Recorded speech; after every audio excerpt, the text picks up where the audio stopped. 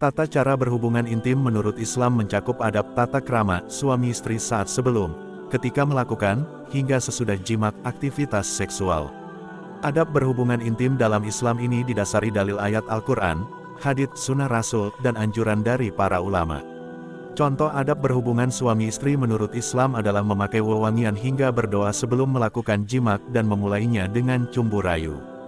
Banyak dari adab itu merupakan sunnah yang dianjurkan oleh Rasulullah Sallallahu Alaihi Wasallam. Hubungan seksual suami istri pada dasarnya bukanlah hal yang tabu untuk dibahas dalam Islam, sepanjang tujuannya untuk menjalankan syariat serta diungkapkan secara sopan. Secara umum, ajaran Islam pun tidak terlalu membatasi waktu maupun tempat hubungan suami istri berlangsung. Pasangan yang terikat perkawinan sah boleh berjimat sepanjang istri dalam kondisi suci, tidak haid dan nifas, serta tidak dilakukan pada siang hari bulan Ramadan. Jimat antara suami istri merupakan jalan halal yang disediakan Allah bagi manusia untuk melampiaskan hasrat biologi insani serta menyambung keturunan Bani Adam. Karena itu, Islam pun mengatur adab hubungan intim suami istri. Di sisi lain, adab berhubungan intim menurut Islam tidak hanya menyangkut urusan tata krama saat berjimat. Tuntunan adab berjimat juga bertujuan menjaga kesehatan badan dan jiwa, mengangkat derajat kemanusiaan, sekaligus memelihara keharmonisan dalam pernikahan. Tata cara berhubungan intim dalam Islam. Tata cara berhubungan intim dalam Islam diatur berdasarkan Al-Quran dan hadits. Asal muasal hukum berhubungan badan suami istri yang sah dalam Islam adalah mubah. Dalam pandangan Islam, hubungan intim suami istri bahkan bisa bernilai ibadah sehingga mendatangkan pahala. Apalagi jika aktivitas jimat dilaksanakan suami istri sesuai dengan adab dan sunnah Rasulullah Sallallahu Alaihi Wasallam. Dalam sebuah hadis yang diriwayatkan Abu Dzar Al-Ghifari, Nabi Muhammad Sallallahu Alaihi Wasallam pernah bersabda sebagai berikut. Dan hubungan intim di antara kalian adalah sedekah. Para sahabat bertanya, wahai Rasulullah, bagaimana bisa mendatangi istri dengan syahwat hubungan intim bisa bernilai pahala?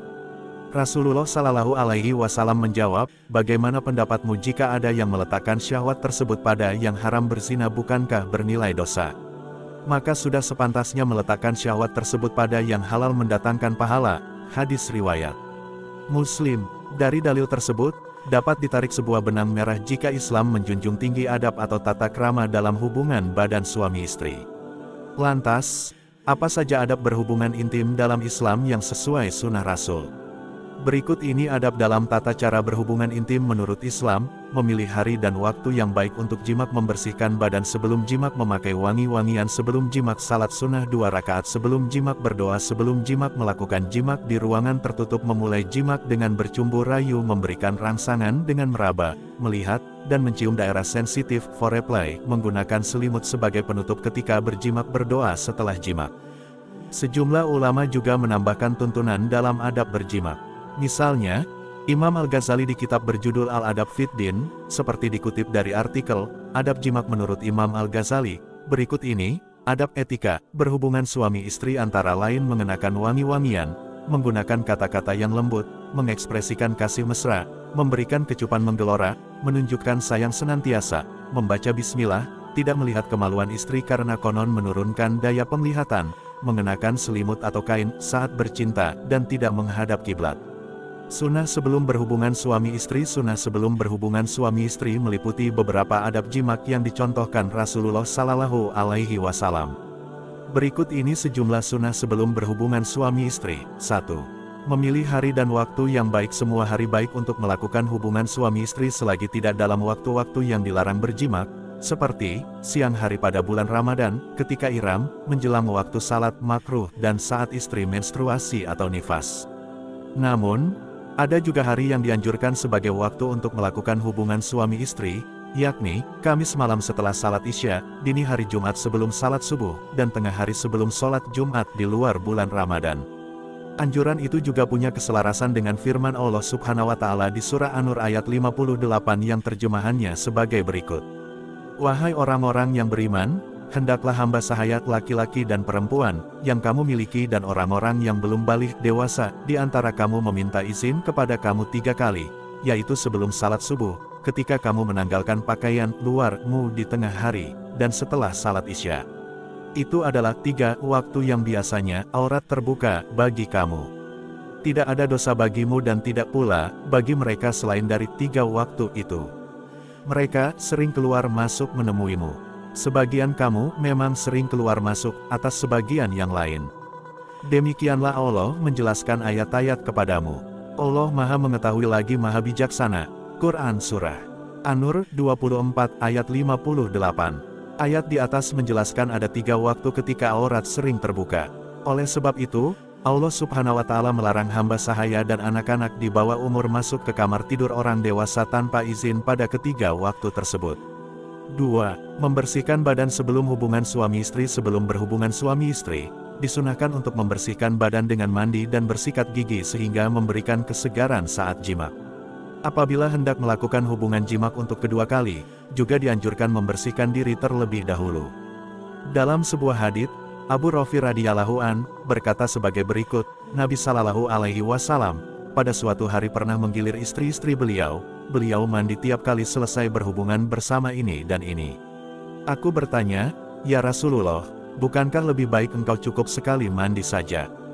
Beliau menjawab, seperti ini lebih suci dan lebih baik serta lebih bersih. Hadis riwayat Abu Daud nomor 219 dan Ahmad 6-8. Syaikh Al-Albani mengatakan bahwa hadits ini hasan.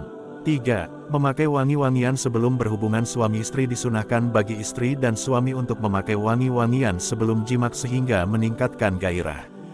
Dalam hadis yang diriwayatkan dari Ibrahim bin Muhammad bin Al-Muntashir yang bertanya kepada Aisyah tentang pandangan Ibnu Umar sebagai berikut. Saya tidak suka pakai minyak wangi sampai membekas di baju kemudian saya ihram, ujar Ibnu Umar memberi saran pada Ibrahim. Karena merasa bingung atas pernyataan Ibnu Umar, Ibrahim lantas bertanya, bagaimana menurut Anda pernyataan Ibnu Umar, Sayyidatina Aisyah? Apa alasan Ibnu Umar berkata demikian? Padahal saya selalu memakaikan minyak wangi setiap kali Rasulullah Shallallahu Alaihi Wasallam hendak menggilir istri-istrinya. Di pagi hari, sisa bau wangi di baju Nabi masih tercium dan beliau langsung melakukan ihram, begitu jawab Aisyah. Hadis riwayat Bukhari. Selain itu, disarankan untuk berpakaian dan berdandan seperti yang disukai suami dan istri sebelum jimak. 4. Salat sunnah 2 rakaat sebelum berhubungan badan. Suami dan istri disunahkan untuk mendirikan salat 2 rakaat sebagaimana hadis berikut, dari Abdullah bin Mas'ud. Ia berkata, aku memberi nasihat kepada seorang pria yang hendak menikahi pemudi yang masih gadis, karena ia takut istrinya akan membencinya jika ia mendatanginya, yaitu perintahkanlah diajak agar ia melaksanakan salat 2 rakaat di belakangmu dan berdoa, ya Allah berkahilah aku dan keluargaku dan berkahilah mereka untukku. Ya Allah satukanlah kami sebagaimana telah Engkau satukan kami karena kebaikan dan pisahkanlah kami jika Engkau pisahkan untuk satu kebaikan. Hadis riwayat Ibnu Abi Syaibah dan Tabrani dengan sanad sahih. 5. Berdoa sebelum jimak. Suami istri dianjurkan membaca basmalah, surah Al-Ikhlas, kemudian dilanjutkan takbir serta tahlil Allahu Akbar, la ilaha illallah. Setelah itu, sebelum berhubungan suami istri, juga disunahkan membaca doa sebelum jimak sebagai berikut.